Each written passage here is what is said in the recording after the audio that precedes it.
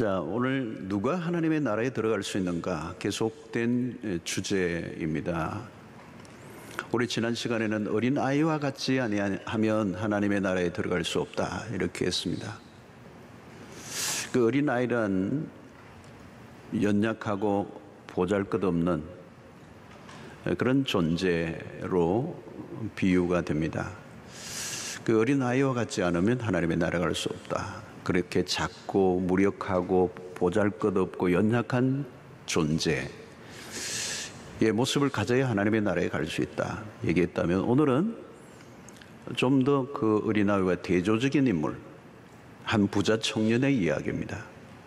어린아이와는 매우 대조되는 인물이 오늘 나오고 있습니다. 오늘 이 부자 청년의 얘기는 공간복음에 모두 다 나옵니다. 오늘 여기 보면 어떤 사람이 예수님에게로 와서 물었습니다. 선한 선생님, 내가 무엇을 하여야 영생을 얻으리까? 참 좋은 질문을 가지고 왔습니다. 누구나 이 질문을 보면 그 사람의 수준이 보이죠. 놀라운 질문을 갖고 왔습니다. 대개 예수님을 찾아오는 사람들은 주로 현실적인 문제를 가지고 찾아왔습니다. 병을 고치게 해달라 라든가 자기의 일신상의 필요를 채우기 위해서 예수님께 대부분 왔습니다. 오늘 또 우리가 교회에 찾아오시는 분들도 어떤 이유를 가지고, 다양하게 어떤 이유를 가지고 다가오시죠. 자, 그런데 오늘 이 사람은 다른 차원의 주제를 가지고 예수님을 찾아왔습니다. 어떻게 하여야 영생을 얻으리까? 그런데 오늘 이 이야기에서 우리가 놓치지 말아야 될 하나의 포인트가 있습니다. 이 질문, 어떻게 영생을 얻을 수 있습니까? 라고는 이 질문을 던진 이 사람이 누구인가? 라고 하는 것입니다. 오늘 이 마가복음은 어떤 사람이라고 했고요, 마태복음은 청년이라고 그랬습니다. 누가복음은 어떤 관리라고 했습니다. 마태, 마가, 누가복음의 공통점은 부자다 그랬습니다. 이 사람이 부자다. 근데 그냥 부자가 아니고 큰 부자였더라. 거부라고 얘기할 수 있죠. 자, 종합해보면 이 사람은 그리고 권력, 그리고 젊음을 가진 사람입니다. 이런 사람을 우리는 뭐라고 얘기하죠? 성공했다 그럽니다. 성공한 사람, 자신이 원하는 것을 다 이루은 사람입니다. 여러분, 이런 상황에 있다면 부러워할 것이 하나도 없습니다. 젊은 나이에 엄청난 부를 가지고 있고, 그리고 상당한 높은 사회적 지위에 올라 있습니다. 자, 그런데 그가 영생에 대한 관심을 가지고 예수님께 나왔다는 겁니다. 이건 특이한 일입니다. 엄청난 부와 권력과 젊음까지 가진 사람이라면 가장 현실적일 수 있습니다. 성공과 출세를 한 사람들은 현재 자신의 삶을 그런 상태를 유지하고 싶어 하겠죠. 요즘 영끌이라는 말을 씁니다. 영끌. 영혼의 힘까지 끌어모아. 그런 말을 있죠. 투자하자 뭐 이런. 영혼의 그 힘까지 다 끌어모아서 오늘 현재의 삶에 집중하자는 거잖아요. 우리 시대가 그렇습니다. 풍요의 시대예요. 어느 때보다도 그럼에도 불구하고 사람들은 목이 말라 있습니다. 그래서 감사를 잃어버린 시대죠. 더 가지고 싶은 욕구, 그 갈증에 시달리고 있습니다. 어쩌면 현대적으로 적용해 본다면 이 부자 청년은 재테크에 관심을 가져야 어울립니다. 현대인들의 관심은 미래보다 현실에 있습니다. 철저히 세속적이고 현실적이에요. 그래서 사람들의 대화의 내용을 들어보면 주로 대부분은 현세예요. 재산을 어떻게 정식시킬 수 있을까? 주식시장의 변화? 부동산? 아니면 건강관리? 취미생활? 조금 더 미래를 생각하는 사람은 노후? 여러분, 무엇보다도 물질적 부여는 영혼을 어둡게 만듭니다. 물질은 쉽게 사람들의 마음을 다 장악해버려요. 그리고 그 가진 부를 즐기기에 바쁩니다. 다 그런 것은 아니지만 이런 부류라면 영적인 것에 별 관심이 없을 가능성이 매우 높아요. 물질적 풍요가 영혼을 얼마든지 빈곤하게 만들 수 있습니다. 지금도 마찬가지입니다. 돈 많고 성공한 젊은이가 영적인 문제로 목사를 자기 발로 찾아와 상담을 요청할 가능성은 거의 없어요. 그런 면에서 오늘 본문에 등장하는 부자 청년은 무엇인가 달라요. 그런 영생에 대한 질문, eternal life, 영생에 대한 질문을 가지고 왔어요. 이 예상 밖입니다. 특별한 일입니다. 자, 오늘 17절을 잠시 보십시다. 예수께서 길에 나가실새 한 사람이 달려와서 꿇어 앉아 묻자오되 선한 선생님이여 내가 무엇을 하여야 영생을 얻으리까. 여기에 놀라운 장면이 하나 있어요. 그 사람이 예수님께로 달려왔다는 거예요. 마가는, 이 마가복음을 기록한 마가는 아주 기자 같아요. 레포트 하는 것처럼 어떤 인상적인 장면을 그대로 포착을 하고 스냅처럼 딱 찍어서 우리에게 소개하고 있는 거예요. 달려왔다는 거예요. 달려왔다. 자, 여러분, 뜨거운 팔레스타인입니다. 이것은 지금 우리나라 이런 여름처럼 아주 뜨거운, 태양이 뜨거운 팔레스타인의 날씨에, 그것도 돈 많고 젊은 사회적 신분을 갖추고 있는 사람이 지금 달려왔다는 것은 이건 특이한 일입니다. 왜 달려왔을까요, 여러분? 절박한 거예요. 가볍게 영생의 문제를 가지고 온 게 아니에요. 매우 절박함을 가지고 왔다. 자, 달려올 뿐만 아니라 오늘 보니 달려와서 꿇어 앉아 그랬어요. 여러분, 태도를 보면요, 그 사람을 대충 알 수 있습니다. 상담을 와도 그 태도를 보면 아주 절박한 사람이 있는가 하면 그저 한번 들어보려고 이렇게 온 사람도 있을 수 있어요. 그런데 이 사람은 너무도 간절해요. 그리고 진실한 모습, 그리고 매우 겸손한 모습. 이런 성공에 도취된 사람에게서 드러나는 우쭐그림이라는 게 있죠. 너무 일찍 출세하거나 나이에 비해 너무 많은 부를 가진 사람은 그걸 주체하기 어려워요.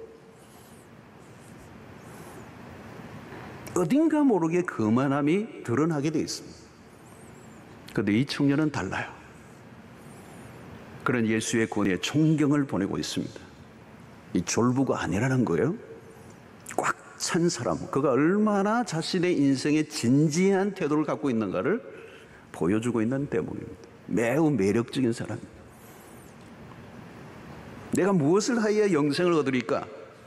자, 이 질문에 대한 주님의 답변이 무엇입니까? 19절에 내가 계명을 하나니 살인하지 말라, 간음하지 말라, 도둑질하지 말라, 거짓 증언하지 말라, 속여 빼앗지 말라, 내 부모를 공경하라 하였느니라. 그 10계명의 말씀입니다. 자, 그런데 이 말씀에 청년의 대답이 놀랍습니다. 20절. 그가 여짜오되 선생님, 이것은 내가 어려서부터 다 지켰나이다. 계명을 다 지켰는데 어려서부터 다 지켰다는 대단한 것입니다. 계속 지금 이 청년을 보면 우리를 다양한 영역으로 길을 죽이고 있어요. 돈과 권력을 가진 젊은이가 율법을 지키는 일에도 최선을 다했다. 그의 도덕성을 알려주는 것입니다. 그는 얼렁뚱땅 교인이 된 게 아니에요. 여러분, 돈을 버는 것과 예수를 열심히 믿는 일이 양립한다는 게 얼마나 어려운가를 알 것입니다. 신앙생활도 잘하고 돈도 잘 버는 거 쉽지 않아요, 세상 속에서. 불의와 타협하지 않고 검은 돈을 찾지 않고 정상적인 방식으로 돈을 버는 거 어려운 거예요. 백과 줄을 대지 않고 올곧게 높은 지위에 오른다. 이건 쉬운 게 아니에요. 그런 관점에서 보면 이 부자 청년은 외형적으로만 보면 이 청년 그냥 패스예요. 인정이에요. 그리고 이 청년의 모습에 자신감이 엿보입니다. 나는 다 지켰습니다. 선생님이 더 지키라고 하면 또 하겠습니다. 그런 이미 어디엔가 도달해 있다는 느낌이 듭니다. 부와 지위와 젊음, 종교적 성취까지 이루었습니다. 그렇다면 만족할 만하잖아요. 그런데 예수님을 찾아왔습니다. 왜일까요? 다 가진 겁니다. 다 이루었어요. 그런데 왜 예수님을 찾아온 것입니까? 여전히 목이 마른 것입니다. 많은 부와 성공에도 종교적 열심에도 채워지지 않는 공허, 뭔가 모르는 내적 불안. 여러분, 무엇인가 최선을 다해 노력을 하고 성취해 본 사람들만이 느끼는 뭐가 있어요? 목마름이에요. 이 청년은 매우 정직한 사람이에요. 자신의 영혼의 목마름을 무시하지 않았습니다. 대개는 이런 영혼의 목마름을 무시하고 살아요. 다 눌러버려요. 배부른 소리 하지 마. 그런데 이 사람은 예수님을 찾았습니다. 그런 정직한 사람입니다. 자, 이제 예수님으로부터 이 청년은 한 말씀을 기다리고 있습니다. 이때 다 지켰습니다 라고 하는 그 청년을 향하여 예수님이 하신 말씀은 결정적입니다. 21절의 말씀, 예수께서 그를 보시고 사랑하사 이르시되 내게 아직도 한 가지 부족한 것이 있으니 가서 내게 있는 것을 다 팔아 가난한 자들에게 주라. 그리하면 하늘의 보화가 내게 있으리라. 그리고 와서 나를 따르라 하시니 그랬습니다. 예수님의 이 말씀은 부자 청년에게 찬물을 끼얹었습니다. 그가 무엇인가 칭찬을 기대했을지 모릅니다. 그런데 한 가지 부족한 게 있다는 거예요. 비수를 들이댄 겁니다. 충격적인 말씀을 하셔요. 내가 한 가지 부족한 게 있다. 내게 있는 것을 팔아 가난한 자에게 주라. 그리고 와서 나를 쫓아라. 핵심을 건드렸어요. 아니, 겁으로 있는 이 사람에게 그것을 다 팔아라는 거예요. 가혹한 것 같아요. 그런데 여러분, 예수님은 이 청년에게 그걸 가혹하게 대하시지 않습니다. 오늘 21절을 자세히 보면 예수께서 그를 보시고 사랑하사 이르되 그랬어요. 사랑하셨다는 겁니다. 무슨 의미일까요, 여러분? 예수님은 그를 매우 귀하게 여기고 계세요. 그를 도와주고 싶었습니다. 진정으로 영생의 길을 가르쳐주고 싶었어요. 주님은 그를 사랑으로 대하셨습니다. 주님은 당신에게 다가오는 이 진지한 영혼을 무시하고 싶지 않았어요. 진심으로 영생의 길로 인도하고 싶어 했던 거죠. 얼마나 답답했으면 그런 신분과 사회적 조건을 다 갖추고도 주님에게 달려왔겠는가. 주님은 그 마음을 읽고 계신 거죠. 주님의 처방은 간단하고 명료했습니다. 모든 재산을 팔아 나누라. 그리고 와서 나를 쫓으라. 위협적으로 들렸을지 모르지만 이것은 주님의 진정한 사랑의 음성이었습니다.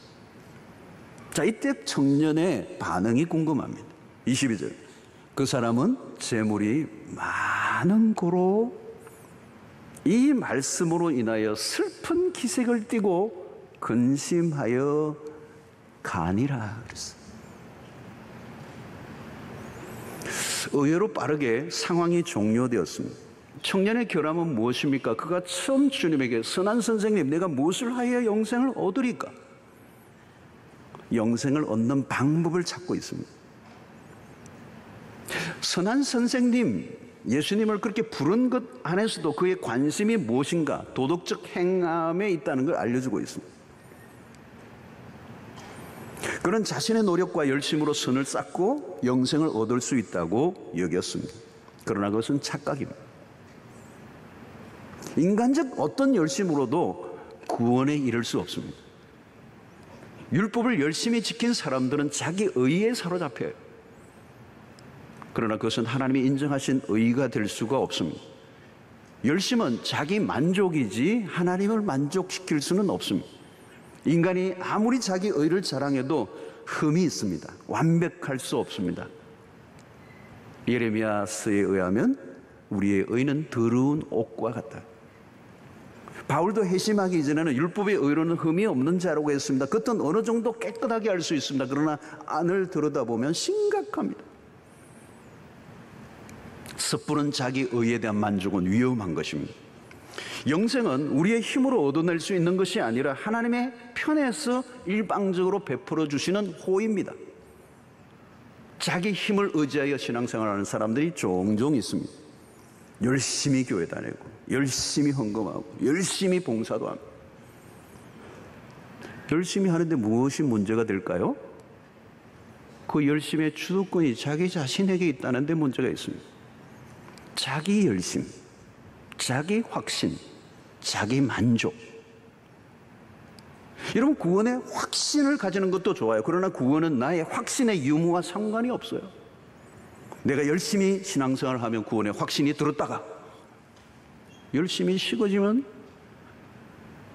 지옥에 갈 것 같은 느낌이 든다면 그 구원은 날마다 오락가락하는 것이죠. 자기의 감정의 상태에 따라, 자기의 열심에 따라. 나로부터 출발한 열심은 결국 한계를 만나게 됩니다. 종교란 무엇입니까, 여러분? 인간으로부터 출발해서 인간으로 끝이 나는 겁니다. 이게 얼마나 위험한 일인지 모릅니다. 구원이 자기의 행동에 달려있는 것. 사실 모든 종교가 그래요, 여러분. 인간의 행위에 구원이 다 매달려 있어요. 이슬람이 마찬가지예요. 그들은 구원이 자신의 행위에 열심히 달려있다고 믿어요. 그래서 구원이 불안할수록 더 열심을 냅니다. 오늘 부자 청년은 인간의 연약함을 알지 못했습니다. 자기 무지가 참 무서운 거예요. 그런 노력에도 불구하고 불안했습니다. 무엇인가를 계속 찾고 있었던 것이죠. 노력하지만 만족할 수가 없었습니다. 자기 행위에 기반을 둔 신앙의 약점이죠. 여러분, 열심 자체가 나쁜 것은 아닙니다. 그러나 우리의 열심이 구원의 조건이 될 수 없다는 것. 자기 열심을 신앙으로 착각하면 안 되는 것입니다. 이 청년은 어려서부터 계명을 다 지켰습니다. 그런데 주님의 말씀 한마디에 다 무너져 버려요. 그는 자기가 가진 재산을 팔아 가난한 자에게 나눠줄 수 없었습니다. 우리는 여기에서 오해하지 말아야 될 게 있습니다. 예수님은 모든 사람에게 재산을 다 팔아 가난한 사람에게 나누어 주어야 구원 얻는다는 얘기를 한 게 아닙니다. 예수님은 무소유를 가르치지 않았습니다. 구원을 받으려면 자신의 재산을 소유하면 안 된다 하는 것도 아니에요. 기독교는 금욕적인 것이 있지만 금욕주의를 주장하지도 않습니다. 예수님은 가난을 강요하신 적이 없습니다. 부와 가난은 구원과 상관없어요. 가난하다고 구원을 받기 좋은 상태인가? 말하기 어려워요. 가난해도 탐욕적인 사람이 될 수 있습니다. 성경에는 부자들이 많이 언급됩니다. 아브라함 거부였습니다. 욥도 마찬가지. 부와 가난이 구원의 기준이 아니죠. 부를 가지고도 신앙생활을 잘 할 수 있습니다. 세상적으로 성공한 사람들 가운데서도 신앙생활을 잘 하는 분들이 많이 있습니다. 그렇습니다. 여러분, 영적으로 준비된 사람들이라면 돈이 아무리 많아도 신앙의 손해를 보지 않습니다. 오히려 물질을 잘 조절하여 하나님의 나라를 위해 아름답고 멋지게 사용할 줄 압니다. 성숙한 신앙이란 뭘까요, 여러분? 물질의 지배를 받지 않는 것입니다. 그러나 신앙이 성장도 하지 않은 채 신앙은 하나도 없는데 돈이 계속 많아지면 어떻게 될까요? 하나님으로 더 멀어질 가능성이 충분히 있습니다. 돈의 유혹은 강력한 것입니다. 돈 때문에 믿음을 잃어버린 사람이 한둘이 아닌 것입니다. 오늘 본문의 핵심은 자기의 재산을 팔아야만 구원을 얻을 수 있다는 것을 말하는 게 아니라고요. 지금까지 지켜온 것 가운데 한 가지만 더 지키면 영생에 이른다, 그런 뜻도 아니에요. 예수님은 지금 부자 청년이 어려서부터 율법을 다 지켜왔다는 것, 그 지킴으로 영생을 얻을 수 있다고 생각하는 그 착각을 깨뜨리고 있는 것입니다. 재산을 팔아 가난한 자에게 나눠주라는 주님의 말씀으로 그의 연약함이 드러났습니다. 여러분, 하나님은 잘 알고 계세요. 누가 하나님을 속일 수가 있겠습니까? 각 개인마다 아킬레스 끈이 하나씩 있어요. 결정적인 결함. 어느 것 하나를 건드려 보면 실체가 드러나고 있어요. 사람마다 그 결함이 다를 수 있는 거죠. 오늘 부자 청년의 착각은 무엇입니까? 10계명을 2계명으로 우리가 부류로 나누죠. 1계명부터 4계명까지는 하나님을 사랑하는 것, 5계명부터 10계명까지는 이웃 사랑하는 것. 자, 이 청년은 5계명부터 10계명을 다 지켰다고 어려서부터 얘기했어요. 그런데 문제는 1계명, 2계명을 어기고 있어요. 여러분, 10계명 가운데서도 앞부분이 중요합니다. 특별히 1계명이 중요합니다. 1계명을 깨면 다 깰 수 있습니다. 그런데 이 청년은 지금 하나님 외에 다른 신을 섬기고 있는 거예요. 뭐예요? 맘몬이라는 신이에요. 하나님보다 물질을 더 사랑하고 있는 것입니다. 하나님에 관한 계명을 지키지 못하면 나머지 이웃 사랑에 대한 계명을 역시 온전히 지킬 수가 없습니다. 하나님을 하나님으로 인정하는 삶이 아니면 다른 계명은 소홀히 다룰 수밖에 없는 것이죠. 하나님을 사랑하지 않는 자가 어찌 이웃을 온전히 제대로 사랑할 수가 있겠습니까? 그러므로 이 청년이 1계명을 깨었다는 관점에서 보면 그가 어려서부터 모든 계명을 다 지켰다 하고 하는 이 모든 것들이 얼마나 허구인가를 지금 드러내고 있는 것입니다. 그러므로 한 가지 부족한 것은 결국 여러 가지 중 하나가 아니라 결정적인 결함. 그가 얼마나 주님 물질을 사랑하고 있는가를 이 마지막 절에서 잘 보여주고 있습니다. 슬픈 기색을 띠고 근심하며 가니라. 그런 물질을 넘어서지 못했습니다. 그런 하나님보다 물질을 사랑한 사람이었습니다. 주님이 드러내시기까지는 숨겨져 있었어요. 그런 모든 계명을 잘 지킨다고 자부했습니다. 그러나 실체가 다 드러나고 말았어요. 자아도취, 자아만족, 자기의, 자기에 대한 무지의 결정판. 성도 여러분, 신앙의 실체를 확인해야 합니다. 주님이 실상을 드러내면 달라질 수 있다는 거예요. 그가 어려서부터 자타가 공인하는 종교적 모범생. 그러나 주님 앞에서는 한순간에 무너져 버리고 말았습니다. 자, 오늘 22절을 다시 한번 봐야 돼요. 그 사람은 띄워주세요. 그 사람은 22절 그 사람은 나왔어요. 그 사람은 재물이 많은 고로 이 말씀으로 인하여 슬픈 기색을 띠고 근심하며 가니라. 자, 여러분, 이 부자 청년은 한순간에 슬픔에 빠졌어요. 여러분, 여기서 근심하며 가니라 할 때 이 근심은 단순히 근심한다는 정도가 아니라 원어적 의미를 찾아보면 절망의 상태에서 고통을 느끼고 있다는 뜻이에요. 고통을 동반한 절망적인 근심. 성도 여러분, 선택의 길에서 결정을 미룰 때 근심은 길어집니다. 하나를 포기해야 다른 하나를 붙잡을 수 있습니다. 우리 인생이 언제나 그래요. 무엇을 포기할까? 그런 예수의 말씀 앞에서 저울질을 한 거죠. 영생과 자기가 가지고 있는 재산과 이 순간과 영원을 선택해야 되는 이 기로에서 그런 결정해야 되는 거예요. 그런 영생에 대해서 관심이 많았습니다. 그러나 영생을 얻을 준비가 되어 있지 않아요. 그런 매우 종교적인 사람이었습니다. 영성도 있었습니다. 영생을 갈망했습니다. 그동안 누구보다도 많은 노력을 해왔습니다. 간절한 마음으로 예수님에게까지 찾아왔습니다. 거의 근접했습니다. 그러나 거기까지예요. 바로 앞에서 빛이 비추고 있는데 그는 돌아서서 어둠 속으로 들어가 버린 거예요. 그의 중심에는 세상의 보화가 이미 무섭게 자리를 잡고 있습니다. 우리는 여기서 한번 숨을 고르고 다시 이 본문에 집중해야 합니다. 부자 청년의 모습을 통하여 우리에게 무엇을 보여주고 있는가? 돈이 얼마나 위험한 것인가를 소름 끼치게 보여주고 있는 거예요. 그런 영생에 대한 갈망이 분명히 있었습니다. 진지함이 있었습니다. 상당한 대가를 지불할 용기도 있었습니다. 그러나 자신이 가지고 있는 그 많은 돈의 힘 앞에서 무릎을 꿇고 말았어요. 그래서 오늘 22절 하반절에 나오는 이 슬픈 기색을 띠고 근심하여 가니라, 그가 선택한 길입니다. 슬픔이 밀려온 거죠.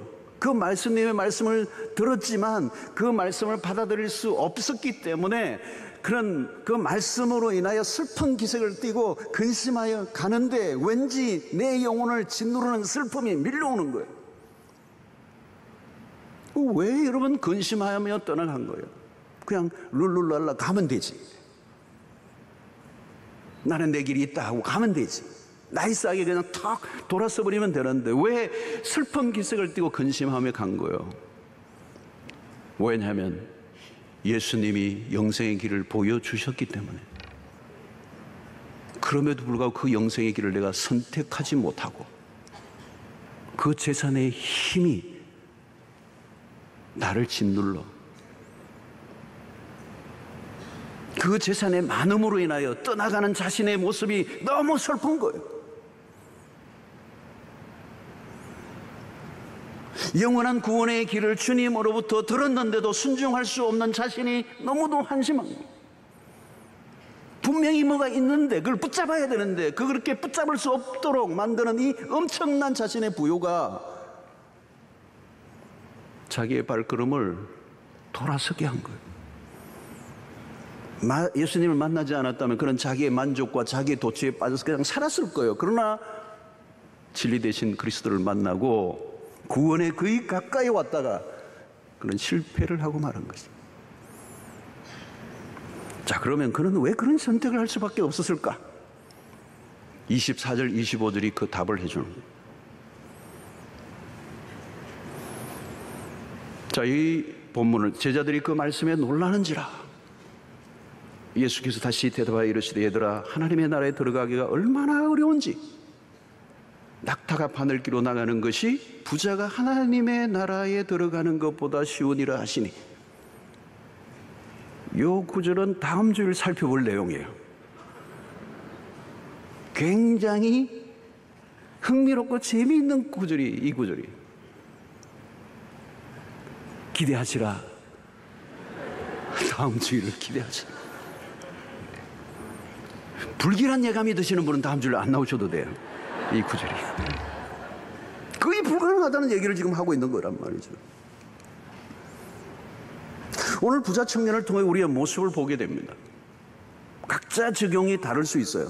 나에게 한 가지 부족한 것은 무엇일까? 주님은 우리의 마음의 중심을 꿰뚫어 보고 계십니다. 내가 진짜 사랑하고 있는 게 무엇인가? 아무리 아니라고 해도 부인할 수 없는 그 무엇. 여기에서 치열한 전쟁이 벌어지는 것이죠. 간단한 싸움이 아니에요. 여러분, 신앙은 모호하고 추상적인 이야기를 하는 게 아닙니다. 오늘 이 부자 청년의 얘기처럼 얼마나 리얼한, 얼마나 현실적인, 얼마나 실제적인 주제를 다루고 있는.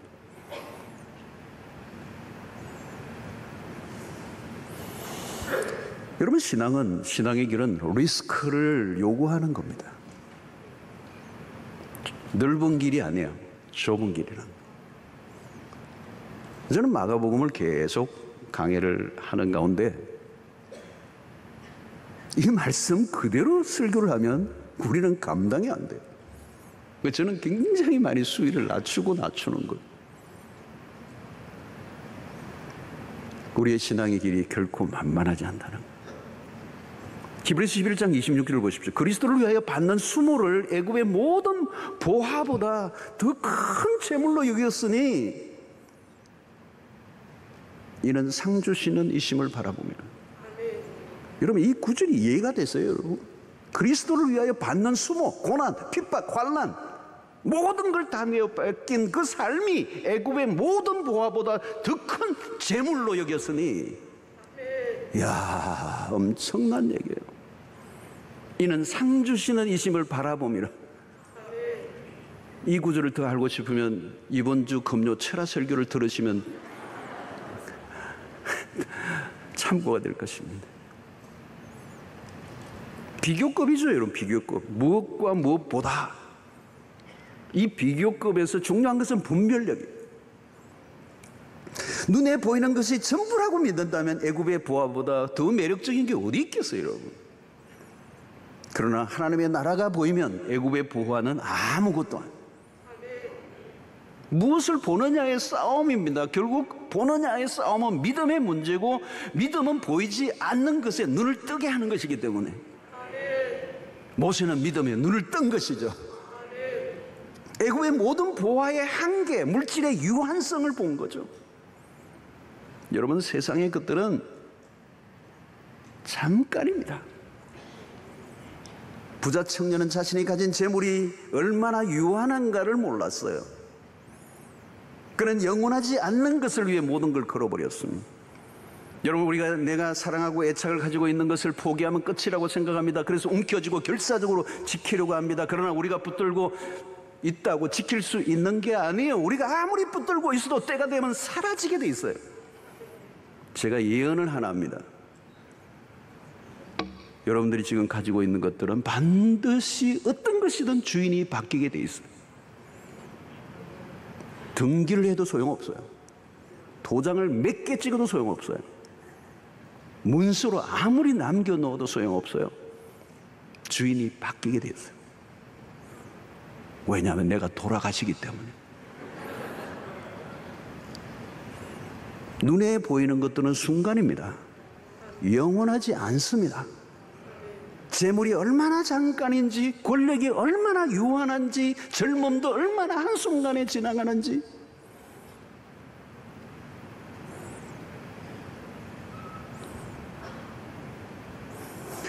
오늘날도 근심하여 서서히 떠나가는 사람들이 많아요. 처음에는 주님을 따르는 듯 하는 사람은 많습니다. 외적으로 보면 신앙이 좋아 보이는 사람들 꽤 있습니다. 때로는 열심히 합니다. 사람들로부터 인정도 받습니다. 그러나 내적으로는 깊은 고민과 갈등을 가지고 있습니다. 둘 사이를 오락가락합니다. 그러나 어느 순간, 결정적인 순간에 떠나가는 사람들. 그래서 본문에 근심하여 떠난 청년은 다시 돌아왔다는 이야기가 성경 기록에는 없어요. 그는 돌아오지 않았어요. 오늘 또 제2, 제3의 부자 청년들이 그 뒤에 줄을 서 있는 것이죠.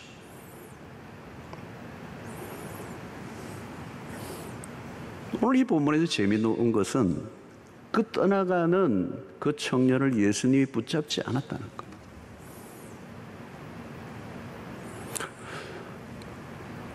붙잡아도 소용이 없어요. 그가 하나님의 나라를 보지 않았기 때문에, 하나님의 가치에 눈을 뜨지 않은 사람은 붙잡아도 또 떠날 것입니다. 여러분, 말씀을 들을 때 근심이 찾아온다면 그대로 두면 안 됩니다. 한 가지 부족을 해결해야 합니다. 주님이 양보할 수 없는 한 가지를 요구하십니다. 여러분들에게는 무엇이 그 한 가지입니까? 왜 근심하십니까? 말씀에 대한 순종을 미룰 때 근심은 사라지지 않습니다. 선택해야 하고 포기해야 할 것이 있습니다.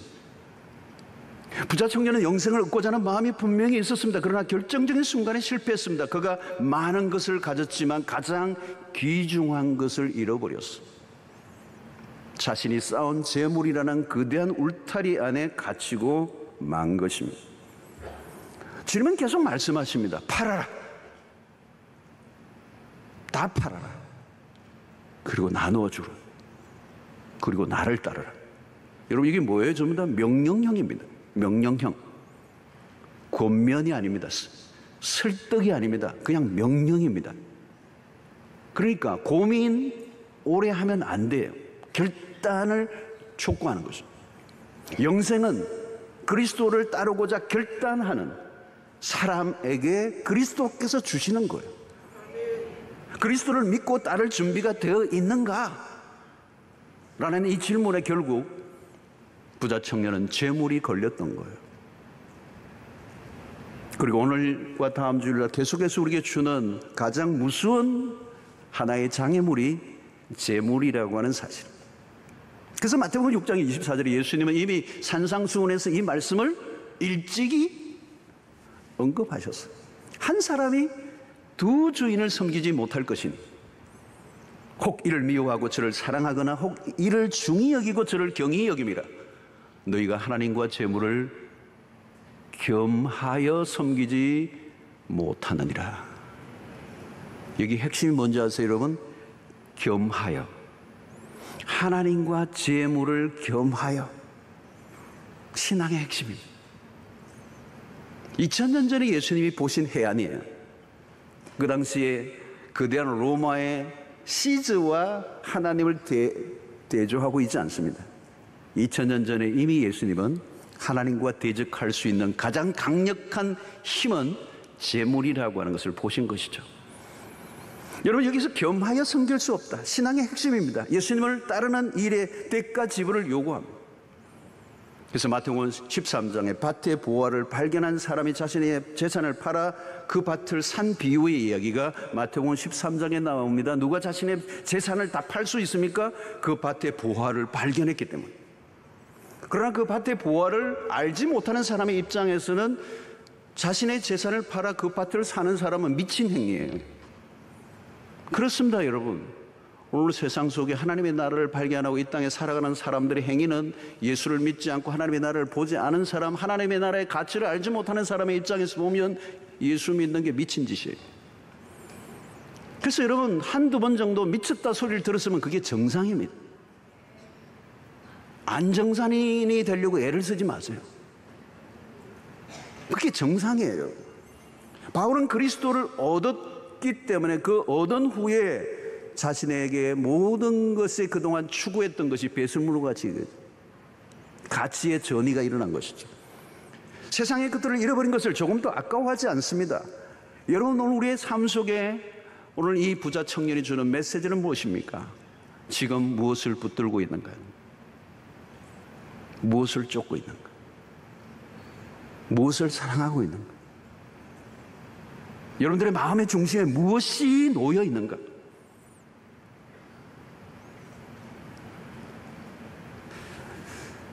정리를 하라는 것입니다.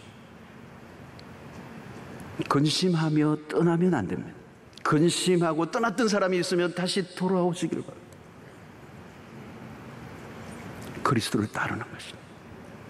영생의 삶을 놓치지 않게 되기를 바랍니다. 소유의 소유를 당하지 않게 되기를 바랍니다. 물질이 주인된 삶을 청산하라는 거예요. 하나님과 재물을 겸하여 섬길 수 없다고 말씀하는 것입니다. 오직 하나님만이 우리의 전부가 되신다고 고백을 하라는 것입니다. 오늘 믿음으로 하나님의 나라의 가치에 눈을 뜬 여러분들 되시기를 바라고, 지금은 대단히 엄청나 보이지만 한순간에 지나가 버리는 이 세상의 것에 눈독을 들이지 말고 영원한 하나님의 나라의 세계에 눈뜬 자로 믿음으로 살아가는 여러분들 되시기를 주의 이름으로 축원합니다.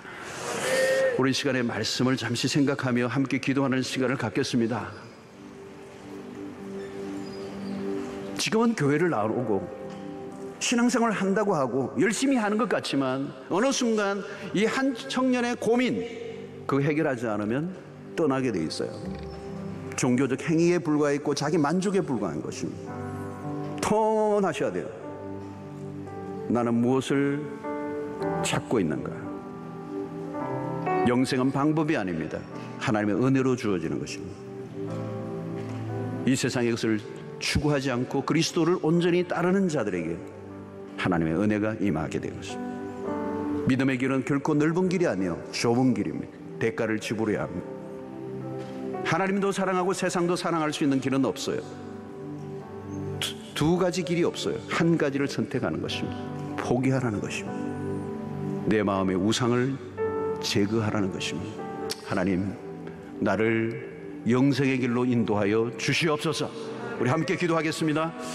할렐루야. 하나님 아버지, 오늘 이 시간에 우리에게 주신 말씀을 통하여 한 부자 청년의 고민과 갈등이 오늘 우리에게도 있음을 인정합니다. 주님 자비를 베풀어 주시기를 원합니다. 영생의 그 복을 누리기를 원합니다. 영원한 삶을 누리기를 원합니다.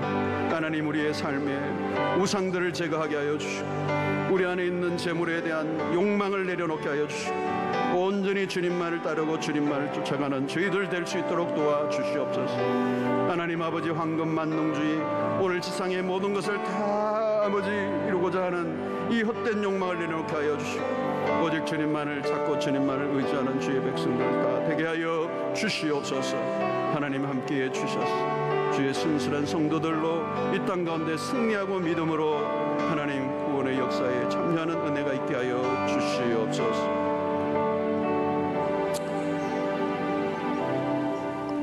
하나님 아버지, 우리의 눈을 열어 하나님의 나라를 보게 하여 주시고 잠시 잠깐 지나가는 그들의 우리의 시선을 빼앗기지 않게 하여 주시옵소서. 우리 안에 있는 우상을 제거하게 하여 주시옵소서. 하나님과 재물을 겸하여 섬길 수 없음을 인정하게 하여 주시고 하나님만을 사랑하고 주만을 따라가는 구원받은 백성들 되게 하여 주시옵소서. 갈등을 제거하게 하여 주시옵소서. 고민이 사라지게 하여 주시옵소서. 선명하게 주님만을 따라가는 백성들이 되게 하여 주시옵소서. 예수님의 이름으로 기도하옵나이다. 아멘.